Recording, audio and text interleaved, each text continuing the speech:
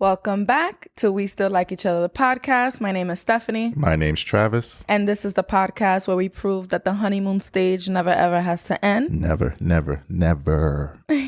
Welcome back to an episode where we do not have guests. Wait, right. Why? It's been 2 weeks back to back of guests. But shout out to all those guests. Absolutely. Misha, David, Lou, Karina. Thank you all so much for joining us. It's been fun. We had a great time, but I missed us. I think we needed a solo episode to get our groove back. Yeah, for sure. So this week, what have we been up to? Eli turned 8. Eli turned 8. River turned 2 months. Yeah. But back to Eli. That was fun. We had a few friends and family over to celebrate him. Yeah. So Travis has been sick the past 2 Valentine's Day / Eli's birthday. Last year, Travis had COVID on Eli's birthday, so we had to cancel his little get together. So this year, we used all of the Spider-Man decorations that we bought last year and had his cousin and 2 friends come over. Yeah. So we had a little party with 4 kids. who lives in Georgia. Yeah. So that was a big deal. Absolutely. He had a great time. Yeah. And River's 2 months now.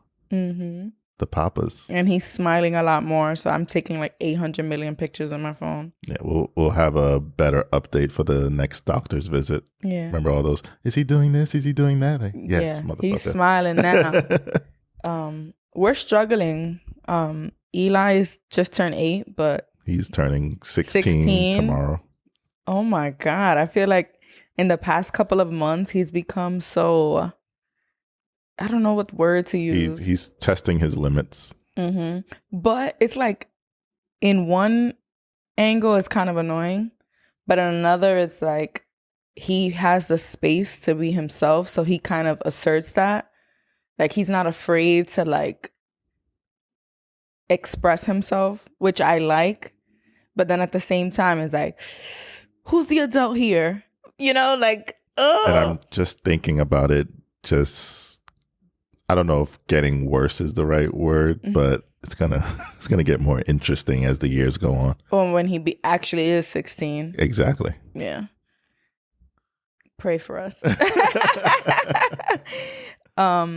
So although we're not a news podcast and, we don't need to get too heavy. I'm sure you all have been aware of what's going on in Russia and Ukraine, but I kind of felt like we'd be a little tone deaf if we didn't at least acknowledge it. I remember asking you, Travis, like we were in bed and I was like, it's crazy that we're just like going to bed. Like nothing is really bothering us and that there's people around the world who's are hiding in subway stations. This even outside of the Ukraine situation, I feel like I only stress about the things I can control. Mm-hmm. And although I am empathetic towards, what's going on, I can't lose sleep over something I can't control. Yeah. I'm way more empathetic than he is. He's even like, if I'm looking at news, he's like, you shouldn't be watching that. You shouldn't be reading that. And for her, because I'll watch the news just to be informed. Yeah. All right, don't go down that block. There was a murder. Now you know. She'll be like, but there was a family involved, and what about the kids? And it weighs on me differently. So it's heavy times, and yeah, I couldn't even watch that 9/11 special. Remember? I think we got about 10 minutes in, and I was like, I can't watch this. It was too much. Yeah. But I also asked you something that I thought was interesting. Like on this podcast, we talk a lot about being financially prepared and the future and having open communication with your partner about things like that. These people fleeing their homes in Ukraine, like they can't even worry about those things. Yeah. There's no safety cushion for what's going on right like now. There's no amount of preparation that could prepare you for this. And And it just reminds me that at the end of the day, your immediate family, meaning like who's in your household, is so important. And like having that love be solid and communication be solid, because being able to communicate with one another is going to be of most importance in all situations. Like in a case of an emergency, more important than money is like your ability to navigate that problem together. For sure. Hold each other down. So yeah, prayers to everybody in Ukraine. Definitely have a critical eye as to what's going on. Travis and I briefly spoke about how, you know, this situation isn't new for the world. It's new for a certain color of skin. Yeah. So over the past few years, I'm even reading a book with one of my tutoring students about a boy in Sudan who his village was overtaken by rebels. I had students in my previous job who fled Yemen, who has been going through civil war for some time as well. We know what's going on with Israel and Palestine. But for some reason, this right now is like polarizing. It's super polarizing. And it's honestly even weird to see like white refugees, you know, like it's kind of like, you know, we're not used to seeing it. And also it's like it's being covered so heavily. Yes, definitely whiteness plays a part in that. So we have to be critical of that. I also do think it's the fact that Russia has nuclear power makes it a little bit more concerning for the rest of the world as well. It's something we can't just ignore because of that nuclear threat. But again, we are not a news podcast. We don't know the facts. Yeah, but we feel like it would be irresponsible of us to just come on here and act like it's not happening. Yeah.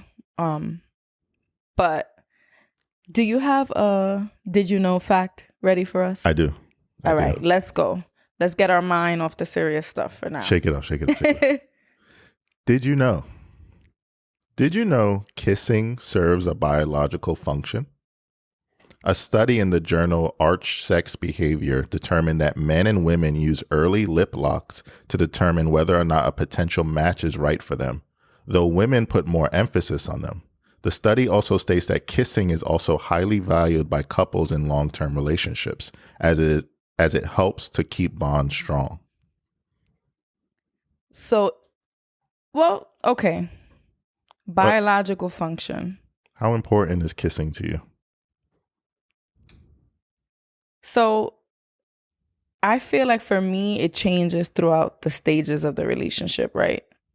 Because when you're dating or when you're first getting to know someone, a bad kiss could really make or break the situation, right? You're like, oh, because it kills the chemistry. Because you think of kissing as something that shows you're connected, right? Because if we know how to maneuver a kiss together, it increases our chemistry, right? Or it shows that we have good chemistry. So a bad kiss early on is very like telling. But Travis would probably upset with me about this. But as a relationship progresses, like I'm not super big on kissing all the time. So you would think, well, then why is kissing so important in the beginning if later on you won't even be kissing that much? Because you've already established that bond. So It makes sense. I know the first night we met. Oh. I don't know if we were making out like it was going out of style. Yeah. And I would say it was pretty important, or it played a big part on our chemistry in that night. Yeah. Even though I'm sure you'll come back with, well, you didn't take me home. So. Yeah, so it must have not been that great of a kiss. But no, I agree. I feel like that's what helped bond us in that moment. I think this was a good way to transition to the next topic. So, spoiler alert, if you have been watching Love is Blind but haven't finished, we're going to spoil it now. Or if you want to start watching it and haven't, And I would say, even though we are going to have some spoilers in here, it's still worth a watch if you want to listen to this convo and still go back and watch it. Yeah, or go watch it and then come back. Okay. You know? Love is Blind. So let's Season 2. Yes, let's start with what is Love is Blind, the show? So would you call it a social experiment? Yes. So a social dating experiment. Mm-hmm. They pick a bunch of random singles. I noticed they haven't had any like single parents on there, but you know, whatever. Bunch of single people, and they basically have to speed date kind of through a wall. They don't get to see each other, just get to hear each other's voice and have in-depth conversations. Yeah. So I don't think it's speed dating because it's not like a short amount of time, but it's just they don't get to see each other. And they're editing it for an hour episode, so it seems like it's happening a lot faster than it is. Yeah. But yeah, the main premise is that they don't get to see each other. And the whole goal is, I don't know, it's like a week or so? I don't know, but they have to engage. In order for them to see each other, they have to propose first. So you have to be engaged in order for the reveal to happen. Yeah. Do you believe love is blind? Yeah. Yeah, I can see that.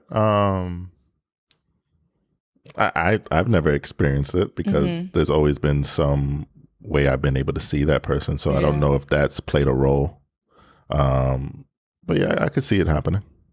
I could see it happening. Obviously, it happens on the show. Like, people form very deep emotional connections.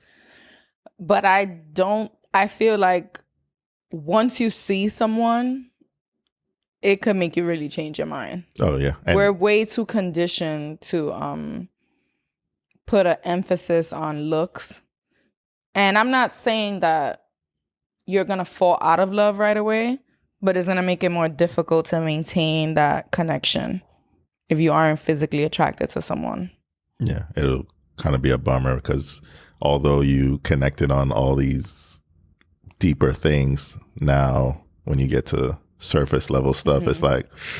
I hope they cut Eve a check because when I think of Love is Blind, I think of her song.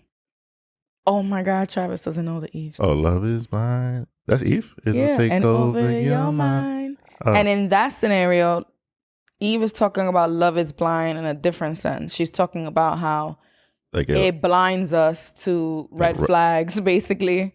Like when you're in love, you know, this idea of unconditional love, which is why I hate that term. You kind of forgive things, ignore things that could be dangerous. So yeah, I hope they cut Eve a check. But anyway, we're going to focus. We don't want to talk about the whole show or every single couple, but there were 2 couples in particular that we feel like there are some interesting dynamics there that we should discuss. So off the kissing topic, Jarrette and Iyanna. Okay. What did Iyanna say about kissing? Do you remember? You were so upset with her. So I was rooting for them. I was like, oh, I could see it. We could see him with 2 people, but Iyanna was one of them. Okay. And she said, you know, I'm not a really big kisser. Like, I don't really enjoy kissing like that. But she was more disgusted by it. She was like, the germs back and forth. Yeah, like, she was turned off by kissing. And I remember when she said that, I was like, fuck, I was rooting for you. I could really see it between you and this guy. And then she said that because I'm thinking of myself, how important it is to me. And then for her to say that. Yeah, like, Travis would be like, we haven't kissed in a while. Yesterday. Yeah. Yesterday, we were just going over some stuff. And I was like, let's make out. And now I'm mad because his throat hurts. So I'm like, fuck. You would get it anyway. So True. I know. But yeah, so Jarrette was falling in love with 2 different women in the pod, so behind the wall. And the one he ended up proposing to was his second choice. He might not want to admit that, but he wanted to propose to another girl first, Mallory. He kind of worded it in a way where he could kind of get out of it. He basically said, if I were to propose, what would you say? Mm-hmm. And she said no. And she said, I couldn't. But it's not like he played it cool. He had a whole meltdown. He was cried. Crying like he lost a family member. He was upset. He was sad. And then he went and proposed to the other girl he was also falling in love with. Well, I'm on your side, but one of the other guys in the pod was like, I know you're feeling down, but let's not pretend like you don't have option number two. And then he kind of like shook it off and then went and proposed to her. And she said yes. And she knew that he almost proposed to Mallory. But she didn't just say yes. She was very apprehensive. She was hesitant and wasn't sure. But, you know, I thought maybe she said yes just to keep the show going. Because if you don't get engaged in the pods, like that's the end of your time on the show. The show follows the engaged couples to their wedding, right? So I thought, big red flag, this isn't going to work. So after they get engaged, they move into an apartment together. So there are a couple of other things that come up. Yeah. He went out pretty quickly. Mm-hmm. And, you know, I'm sure the producers tell them, do things you would normally do. I'm sure that comes into play. True. But it's also like, I can't imagine myself in a new relationship and in the back of my mind, I'm like, oh, can't wait to go hang out with my boys. That's just me. And it was like a Tuesday night and he was out all night.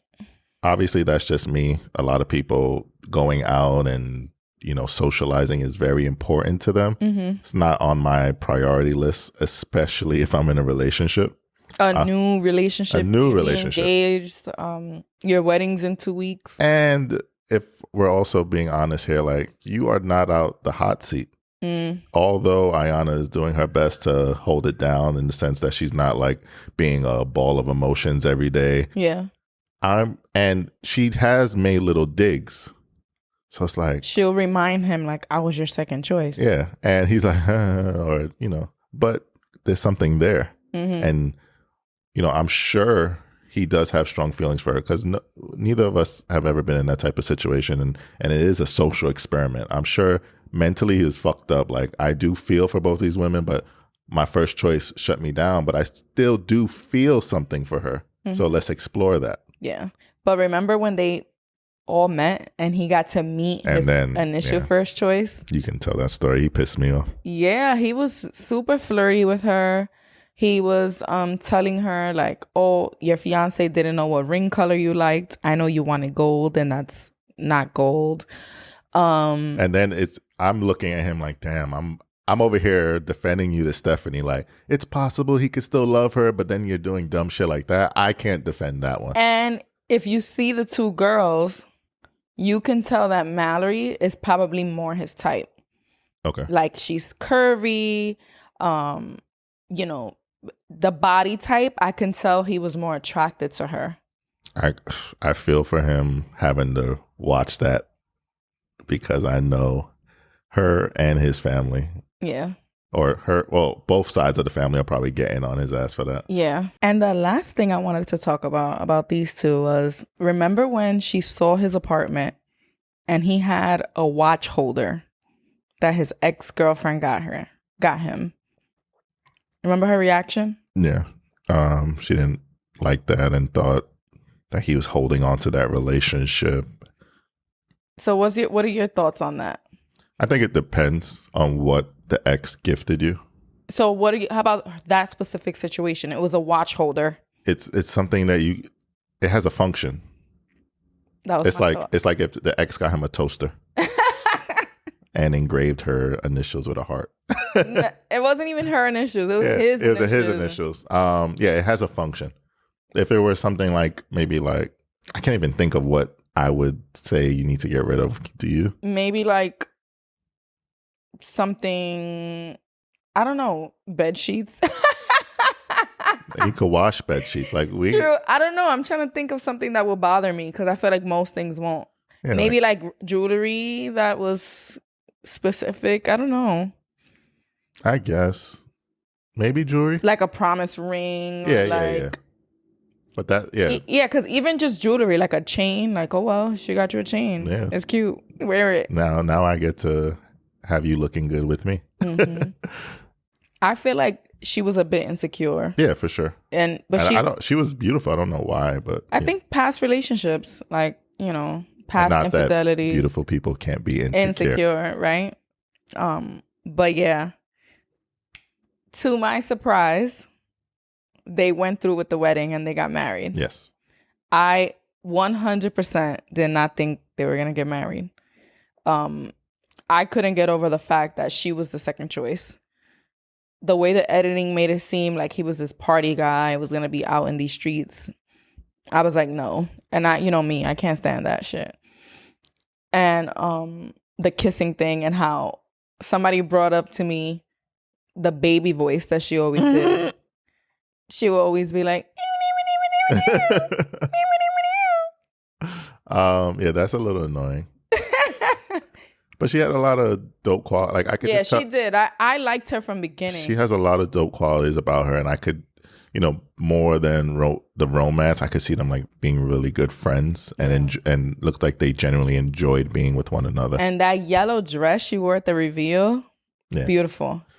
It was gorgeous. But he does have, I say, one strike against him, because I'm willing to look past her being the second choice. But that shit he did at the get together, that's like, the fuck. That's why I give it up. We're not even going to talk about Shane and Natalie. But Shane, when Shayna, right, came up to him trying to be all flirty, he was shutting that shit down and was defending his relationship, which I loved. But when Jarrette was talking to Mallory, they were both kind of like, ooh, we missed out on each other type of vibes. Wishing them nothing but the best. Yes, wishing them the best. The second couple that we have to discuss is Danielle and Nick.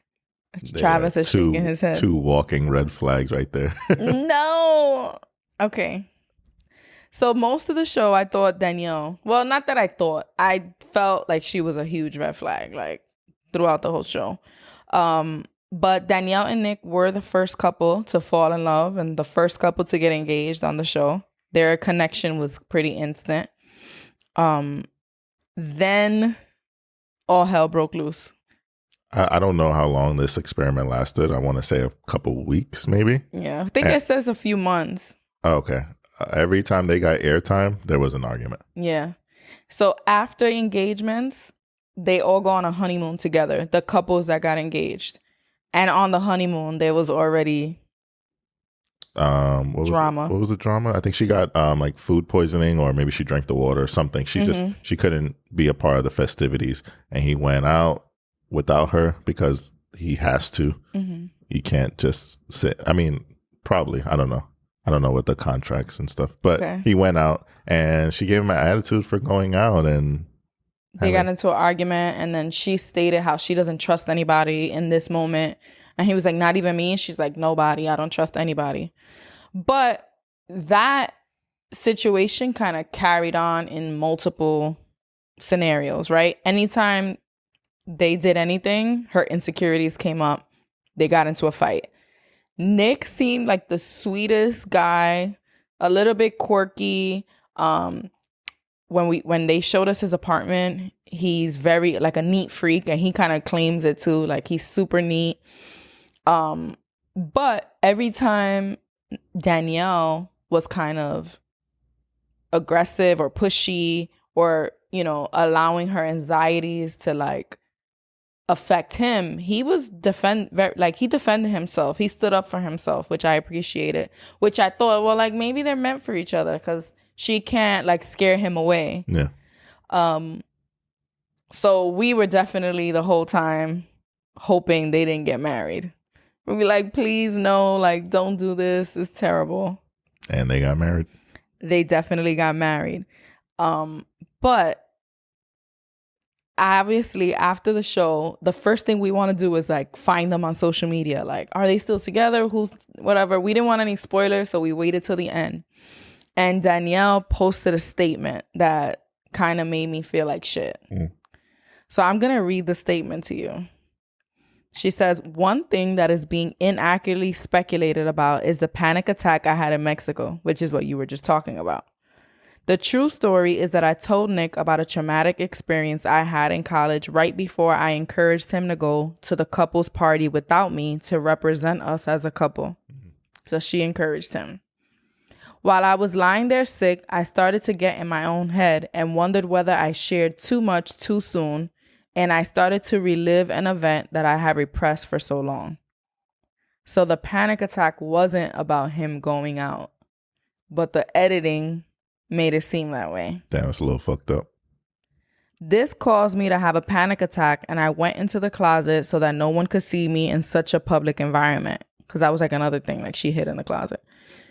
I also looked outside at the couple's party. That was not because I was jealous, but because I needed support and wanted to see when Nick would be coming back. And the editing did make it seem like this jealous girl trying to find her man over the balcony. Nick had no idea what happened, but when he found out what happened behind the scenes, he was more than supportive, and we were able to learn from it and get past it. So I guess when they were discussing it on camera, she wasn't being honest about what caused the panic attack. I want to reiterate that I am fully aware that I can project my anxiety onto others, and it is something I am constantly working on. However, being dragged down on the internet for my mental health and being diagnosed, in air quotes, with every disorder in the book based on an hour of footage taken from months of filming is not only damaging to myself and my family, but to anyone else who have had similar experiences. You feel like shit? A little. But that's one situation. That was like pretty early on. What about all the other shit? Okay, so she did say she's aware that she still has other issues. Yeah, so, okay, we can take back one situation, but you still had other scenarios where you need to see the lady. But, okay, but could you say, well, the producers saw this opportunity in Mexico, and do you feel like now they took that and ran with it and made sure everything else that was related to Nick and Danielle was surrounded by drama and her insecurities, you know? And also the fact that everybody's diagnosing her. All of us have said, she needs therapy. She needs therapy. We all need therapy, right? But we were thinking it as like a more, like, you know, a more severe case. We felt like her anxiety was severe and she was no way ready to be in a relationship with Nick, right? Like we were like, run for the hills, which I feel like is unfair of us to say, because it's true. It's following all of these couples in an hour-long episode. They each get a few minutes. When you add it up, she's like, you saw me for a total of an hour and are judging me. Imagine if we got judged by 1 hour of our life. Like if we took all our bad moments and smushed them together into an hour, no one would probably ever want to talk to us. It's good TV. Definitely, because we were all like judging her. There's one thing I want to say before we move on from this. A common theme I saw, not just across Iyanna and what's his name? Jarrette. But a lot of the couples or a lot of the people were saying, you know, this is it. Like, I'm getting married once and da-da-da-da. And Iyanna was she was big on saying that. Fuck that. We got to normalize. It's okay to take that leap and also piece the fuck out and get a divorce. Because, you know, Iyanna seems like the type that, you know, there'll be a bunch of red flags and she's like, but I chose to marry him and I'm going to push through it and fuck all that. I'm a little, okay. So yes, I agree. If you're in a marriage, it's not working, you're no longer happy, you no longer like each other, get the divorce. But I don't want to normalize just taking a leap and getting married if you aren't sure. You get what I'm saying? Yeah. But even if being sure doesn't mean like it's one and done. But in that moment, if she still felt like I was second choice, he's going to be out too much, she shouldn't take the leap. You get what I'm saying? Yeah. And that's just, you know, maybe using her as an example is not the best decision, but just that overall messaging of like, that's what bugged me a one little. And done. Yeah, and we're going to get through this no matter what. It's like, chill out. Yeah, absolutely. Danielle's statement wasn't done. Oh, fuck. But it was she wrote one more section, and it kind of touches on some of the stuff we said. How I was represented on TV is not an accurate representation of who I am as a person. I understand that I have things to work on, and I was in a great mental space before being on the show. However, the stressful environment brought me back to a place that I never expected. I hope that in the future, everyone will get to know the real me as a human being and not a character on a reality TV show. I'm not looking for sympathy or saying that I did not make mistakes throughout my experience. I'm looking for understanding for every single person who may have demons they are facing behind closed doors, for everyone who feels misrepresented, and for anyone who is triggered by those who attack others for having feelings that others may not understand. Why are you smiling? Because now it just feels like everyone, or she wants everyone who's just enjoying some good old fashioned TV to feel bad. Like how many people throughout our lifetime have we just fucking enjoyed laughing at and making the villain, and we go on with our days. Like this moment is gonna pass, and she'll go on and hopefully have a good life with Nick. Mm-hmm. Like, why? I don't know. Will she, though? Like, people are literally dragging her through the mud. And I feel like we have had conversations about people on the internet talking about other people as if there's no consequences for it, right? As if, yeah, we have freedom of speech, but we don't have freedom of the consequences that come with it, right? And we could talk about Danielle like a character on a TV show, but she's a real person. Look at that clip we have, our most viral clip on TikTok. Mm-hmm. If you go through there, they're dragging you. Yeah, in the comments. But me personally, those comments don't affect me in a way that is triggering my mental health, right? So I decided to put that out there. You and I, not producers on a TV show, right? And if it did trigger my mental health, we know we could just delete it, or we could turn off. I don't think you could turn off comments, but we could just take it off. She doesn't have that control. But would you say that she had to know that going on a show produced by Netflix, the biggest streaming service in the world, like the things that you may not face every day are going to come out? Yeah. I'm not saying she has no accountability on her part, right? And I feel like in her statement, she is holding herself accountable for certain things. But we as millennials, Gen Z, we talk a lot about mental health, about acknowledging people's mental health issues, about setting boundaries, about being careful what we say to people because we never know what they're going through, right? Especially like when famous people commit suicide, we're all talking about that. But then 5 seconds later, we're like judging someone so harshly. It's kind of hypocritical of us. And it's different because you and I talk at home about it, right? And now we have this platform where it's not just you and I. So I feel like, although yes, it's TV and we could talk about it at home, and most people, that's what they're doing, we can now have this platform and still just drag Danielle without acknowledging the part of mental health. And this is a real person at the end of the day. And you shouldn't be in her comments. And I think that's the difference. And I don't know if one is better or worse. You know, if, let's say me and you came on here and we just wanted to drag her for filth. Mm-hmm.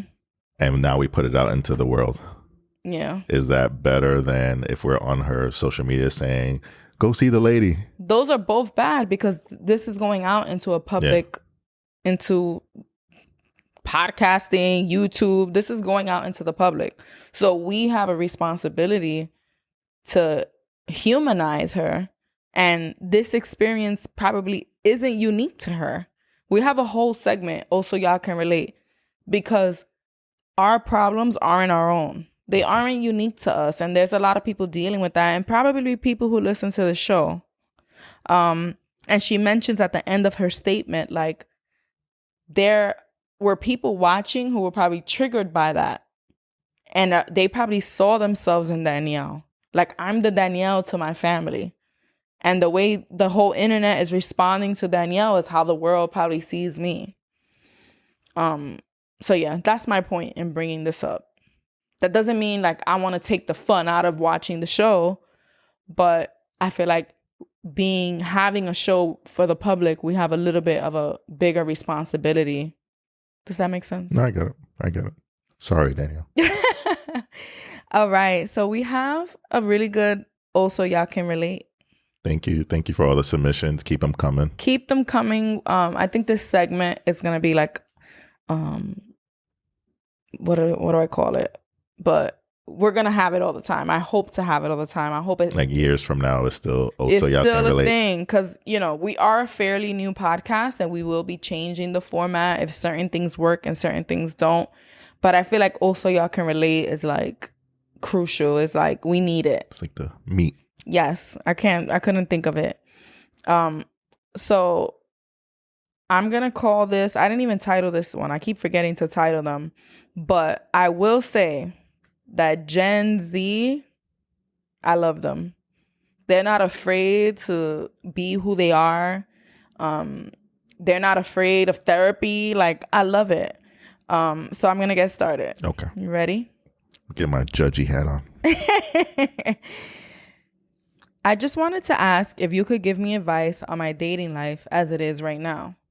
For I have been single for over a year now. If it helps, I'm a 22-year-old bisexual man with a passion who is passionate in art and illustration, LOL.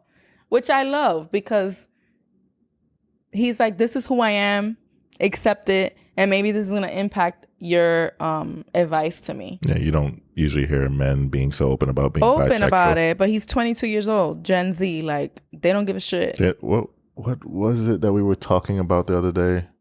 Oh, a friend of ours was telling us about her daughter, and they were like, I don't know, some days she likes girls, some days she likes boys. And I was like, we're going to get to a point where everyone's just liking each other. Yeah, like, just fluid.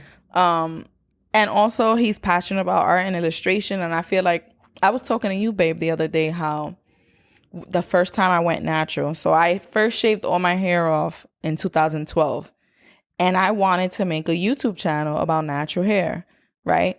But then I went on YouTube and there were so many other women already doing it. And I kind of just felt like, oh, my time passed. I should have started this a couple of years ago.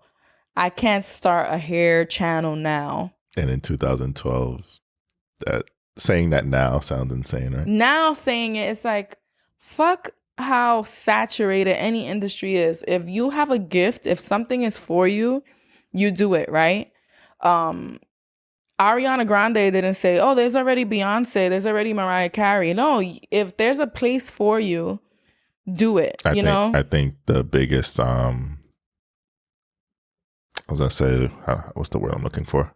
Basically, like, this podcast is the biggest realization of that, right? Oh, yeah. There are thousands, maybe hundreds of thousands of podcasts. Mm-hmm. Why the fuck would we start a podcast? Honestly, even a friend of ours said, when I saw your podcast, I'm like, oh, here's another podcast, right? Because a lot of people are starting podcasts now. Should we now be like, oh, we're not going to start one because everybody's starting one? No, we have something to say.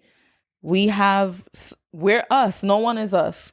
And we're not going to let the fact that there's so many podcasts stop us from doing our podcast. And I think it's shown that, we've been able to climb through and, make a place for ourselves. Yeah. And we're still fairly small. Like, we ain't shit, but we believe in it. And I feel like that's what's most important. And we're putting in the work. And we have you all that encourage us. So thank you.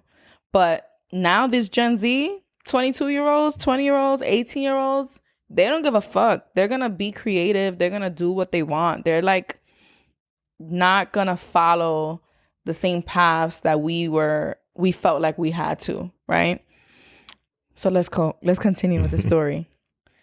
I myself have just got out of a 2.5-year relationship with the woman of my life who would end up hurting me with the woman who would end up hurting me a lot, especially with me letting myself deal with the pain of taking her back, and after so much lying and gaslighting that was towards me. She even lied about seeing her crazy ex that would stalk me at a train station, and it has warped my reality. Ooh, I wanted to talk a little bit about how our trauma could like change our reality. Like, we think, so taking it back to an older episode, there was like a girl who would kind of stalk her boyfriend's location. And even though he didn't do anything to her, I feel like we were talking about this before. It's like sounds deja vu in my head right now. But her boyfriend didn't show any signs of being unfaithful. It was more so the men in her life or the men she's seen from friends. So it kind of fucked with her reality, right? Her perception of reality. And I feel like people can do that to us, and it's fucking dangerous. I still pressed on to see her because I loved her. I stayed loyal all the way through the ups and downs. And by the end of the year of our relationship, wait for it, we decided mutually to try to open our relationship. It wasn't really mutual. Well, that's like the worst possible thing you can do when you're going through a rough patch. It's like, let's have a threesome. That'll fix it. Let's bring in other people. That'll fix it. That's Let's open our relationship. Do you know how strong and established and connected you have to be to open your relationship? So, terrible idea. But I also, I feel for him that although it's probably not something he wanted, he was just trying to save his relationship. So if that's what she wanted, he's just like, I guess, whatever. Yeah. But if you don't want it as well, please no. Yeah. Terrible. It has to actually be a mutual decision. I was a little opposed, but since we were still open in our communication, it was fine. It was then she decided to break up with me in the end of January 2021, only to meet with the man she had been seeing since our open relationship and have sex with him. So she basically left him to be with somebody else. Or maybe not even be with someone, just be on her hot girl shit. Yeah. This destroyed me, and I still somehow found myself talking to her with all this warped nostalgia that still let me be friends with her. That wording, warped nostalgia. I have been there where you're just harping on remember when we used to, or do this and do that, and then you're kind of, I don't know, the red flags get overshadowed by those happy nostalgic moments. Yeah. That shit kept me in a long comfort zone. That kept me in a long-term relationship, just ignoring everything because of that nostalgia, that comfort. Mm-hmm. I feel you. Only to have her lie again multiple times about this guy till he ultimately moved away. Don't get me wrong, she has many issues with her family for me to see issues within herself. She's the oldest of many siblings, and both her parents were incarcerated, leaving her to pick up the reins of responsibility. So this worries me. It's like good that he's acknowledging that her life experiences is probably what's making her this way, right? Because no one's inherently bad, right? We have to realize that people's life impacts them, and it warps their reality, right?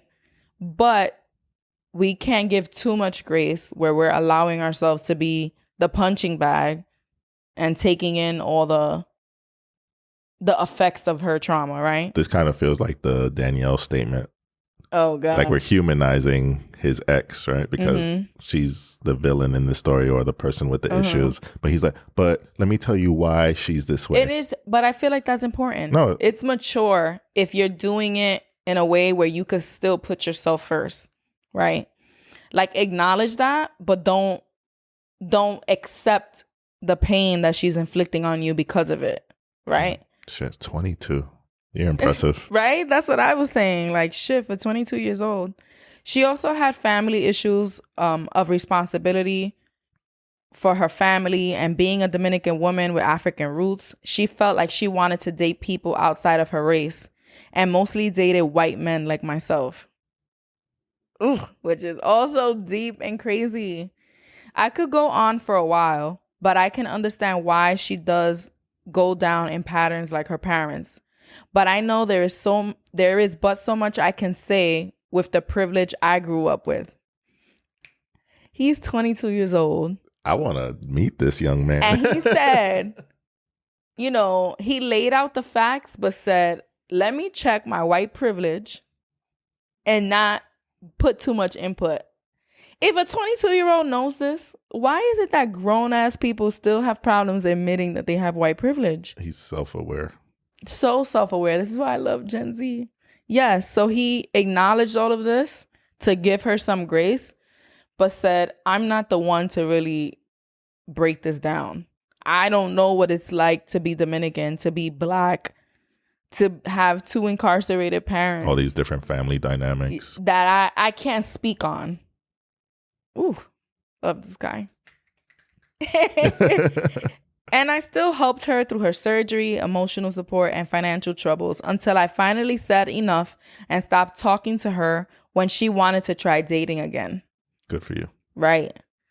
To this day, I'm proud of myself for fully cutting it off despite letting myself hurt for so long. I knew I could not hurt myself anymore. With therapy, I definitely realized growing up with a physically abusive mother has affected the way I date women. He's in therapy. And he's acknowledging his own family history. Travis isn't so impressed right now. Often or not finding myself thinking I'm dating a really independent, strong, assertive woman, right? So he thinks like, oh, she's so assertive, she's independent, she's strong, which are good qualities you want in your partner.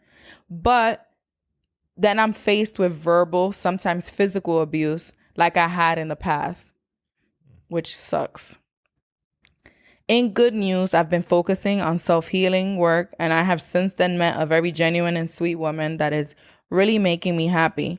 She is a lot like me and very understanding. Plus, she's complimented me the most any woman or any person has ever had. So words of affirmation. So it makes me happy and easier to live. If you have any advice for me to take before looking for my next relationship, it would be appreciated. Shit, give me some advice. I was like, advice? You're in therapy. You seem like aware of your own trauma, which has impacted the type of relationships you seek, right? The patterns in your childhood and your relationship to your mom and how that's led you to attract a certain type of person, right? You even have grace for your ex because you know that their life experiences have impacted them. And also you dated a woman of color and you realize there's a lot that comes with that. That you can't. Because, a lot of times, often, the white person in the relationship doesn't take the time to realize that there's more to dating a person of color than just dating them. It's like, oh, I'm attracted to you and that's it. No. What are you going through? What, the systemic racism that's going on in this world? Like, how does that, how does that weigh on you? Yeah. And how does my whiteness in your presence affect that as well? His ex-partner clearly had issues revolving race and wanting to date outside of her race, which is common. So that's a whole layered topic amongst itself, right? Like, not only is she dating outside of her race, because you could date whoever the hell you want, right? Like, you can date whoever you want, but if you're specifically dating because you're trying to, you kind of hate yourself, right? Self-hatred related to race, that's totally different, right? What do you think about people who say, I only date white people, or I only date black people, or... It depends, right? Because I totally see how black people, because of the history of race within this country, only date black people, right? Because there's this all of the history with Black and white people in this country makes it a little bit uncomfortable, and I'm like can't find the words, but basically you might have a little bit of fear in dating a white person, right? Or their family, right? Because you might even be attracted to a white person and who they are as a person, but then the elders in their family, you're like afraid. Or right? like even this person who sent in this story, he seems amazing, but we don't know if the people who raised him are as aware. Mm-hmm. So there's that fear too. Yeah. But I find it a little bit concerning when people of color say they only date white people, which we saw on Love is Blind, actually. Another couple we didn't talk about. It was an Indian couple. Before dating each other, they only dated white people, which I found strange. So that is a little concerning.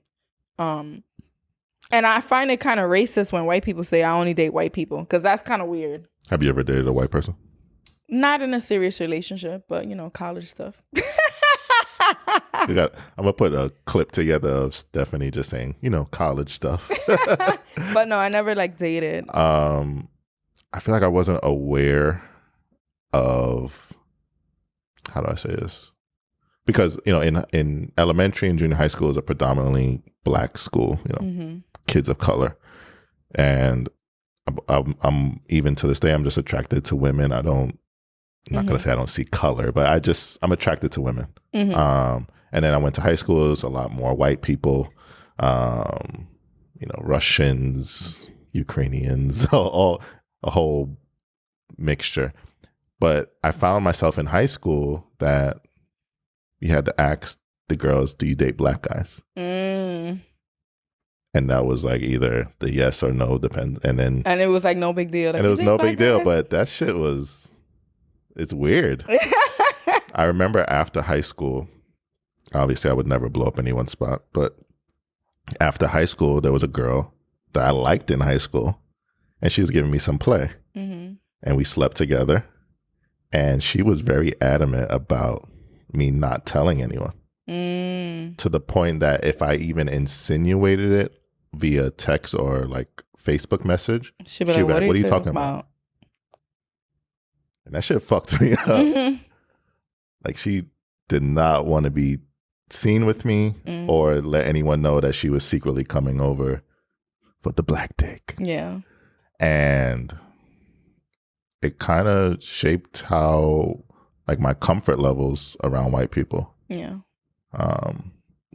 We've discussed this before. We do have our white friends that, I love to death, and, they're aware of, the things going on in the world, and I appreciate them for that. But, I don't know. I think things like that are reasons why I kind of stayed away from even taking any white girl serious in a relationship or wanting to date them.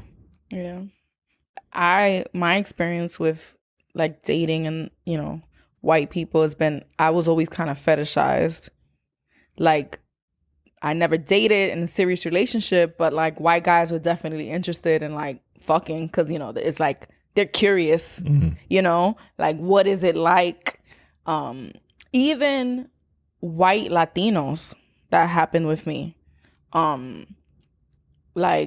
Fetishizing my complexion or my hair texture, but they could never bring me home, type of thing. That happened to me. So yeah, I didn't know we were gonna get into this. Another episode. On another episode, we'll talk about that. So my only advice to him was basically keep doing what you're doing. You seem so self-aware, and just in being self-aware, not ignoring the red flag if you feel it, right? Am I really attracted to this person? Or does it feel comfortable because it reminds me of my ex or my mom, right? And just making those tough calls when you feel it and not ignoring it. Yeah. Because, being self-aware is not enough.